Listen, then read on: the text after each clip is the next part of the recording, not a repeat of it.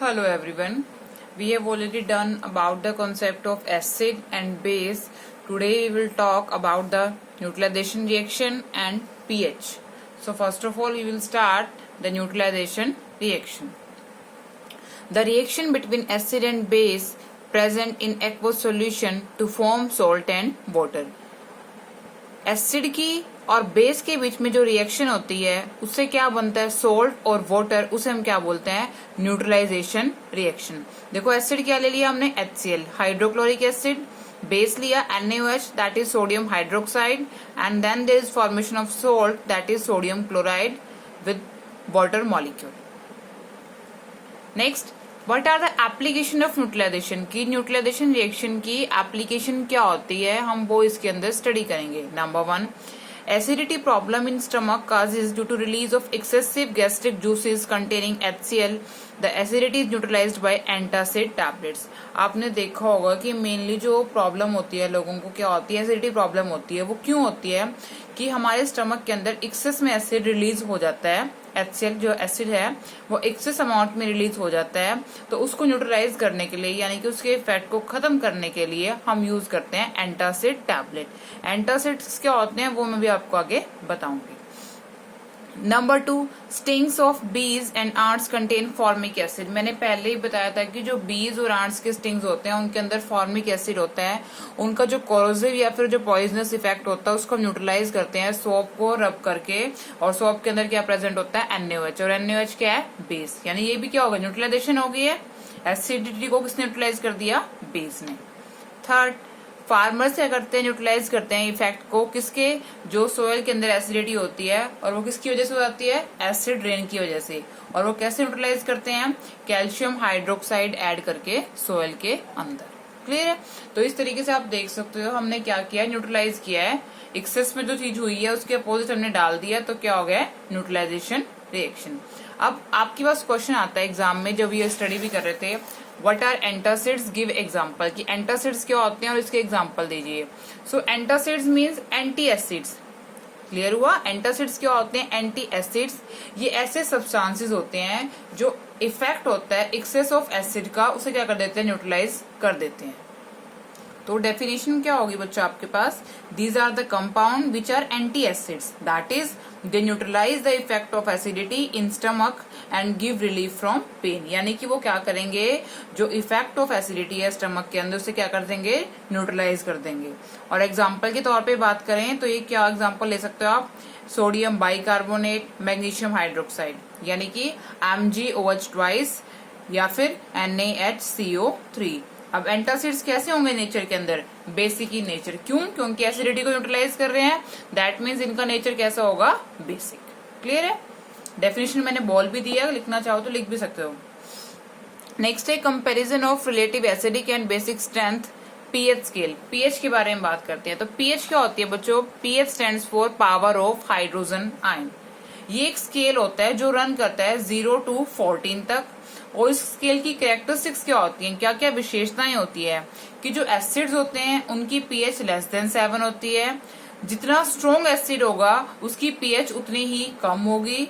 Neutral solution जो होगा, जैसे कि वाटर है, एग्जांपल के तौर पे वाटर मैंने ले लिया, उसकी पीएच कितनी है, 7 होती है.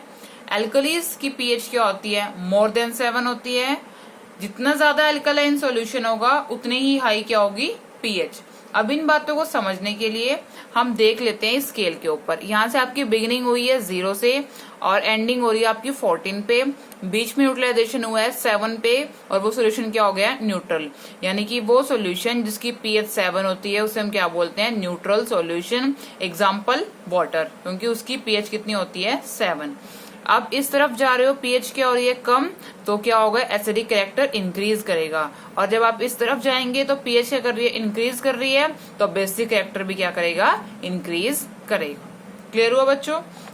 उसके बाद बात करते हैं हम लोग यूनिवर्सल इंडिकेटर की, कि यूनिवर्सल इंडिकेटर क्या होता है. ये मिक्सचर होता है बहुत सारे इंडिकेटर्स का, और ये क्या करता है, डिफरेंट कलर शो करता है डिफरेंट पीएच वैल्यू के ऊपर. यानी 1 पे अलग होगा, 2 पे अलग होगा, 14 पे अलग होगा, 13 पे अलग होगा. वो इंडिकेटर जो डिफरेंट पीएच के ऊपर डिफरेंट कलर शो करते हैं उन्हें हम क्या बोलते हैं, यूनिवर्सल इंडिकेटर. अब बात करते हैं बच्चों रिलेशन की पीएच वैल्यू के बीच में और हाइड्रोजन आयन कंसंट्रेशन के बीच में। होता क्या है बच्चों कि जो पीएच वैल्यू और जो H पॉजिटिव आयन होते हैं वो आपस में इनवर्सली प्रोपोर्शनल होते हैं, ठीक है। और जो रिलेशन होता है वो क्या होता है, pH is equal to minus of log H positive.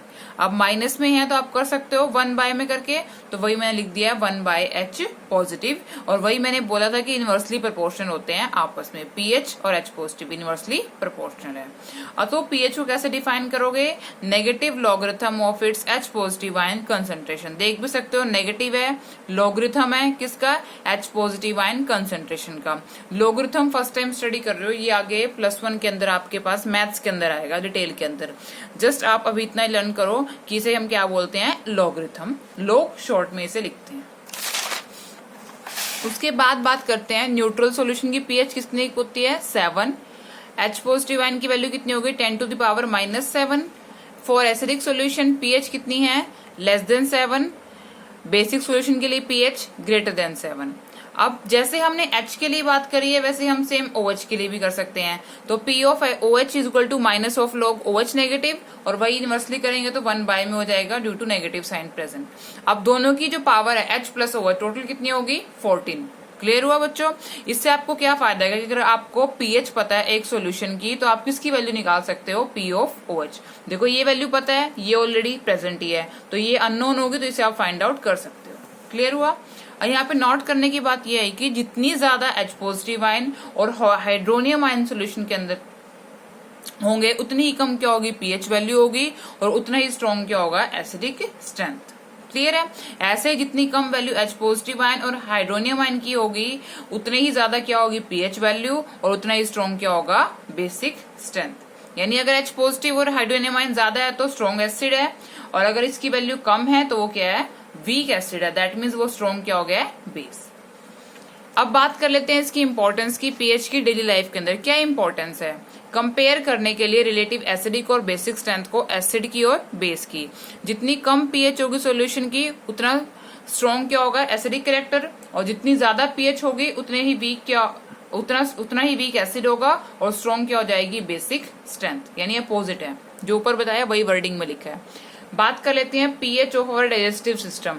ये हमने पहले बता दिया कि अगर HCl ज्यादा अमाउंट के अंदर स्टमक में रिलीज हो जाता है तो उसको न्यूट्रलाइज करने के लिए क्या देते हैं, एंटासिड्स देते हैं, और वो क्या करते हैं, इफेक्ट को जो होता है एक्सेस ऑफ एसिड को उसको न्यूट्रलाइज कर देते हैं। वही चीज मैंने यहाँ पे लिखी हुई है स्टेटमेंट के अंदर, आप देख सकते हो।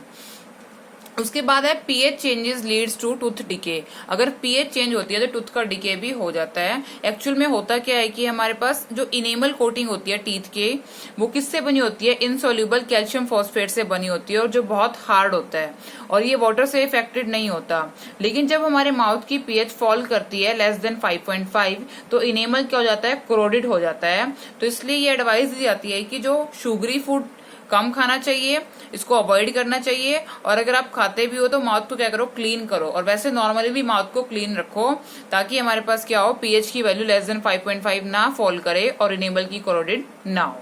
क्लियर है इस तरीके से। और ये क्वेश्चन जो आपका है importance of pH in daily life, ये 3 मार्क्स में आता है आपके पास एग्जाम में, तो 3 पॉइंट्स आपको मिनिमम करने ही है। बाकी इसका सॉइल की पीएच एंड प्लांट ग्रोथ पे भी इफेक्ट पड़ता है, तो वो भी आप कर सकते हो, लेकिन एटलीस्ट 3 पॉइंट्स तो आप लोग करेंगे ही करेंगे।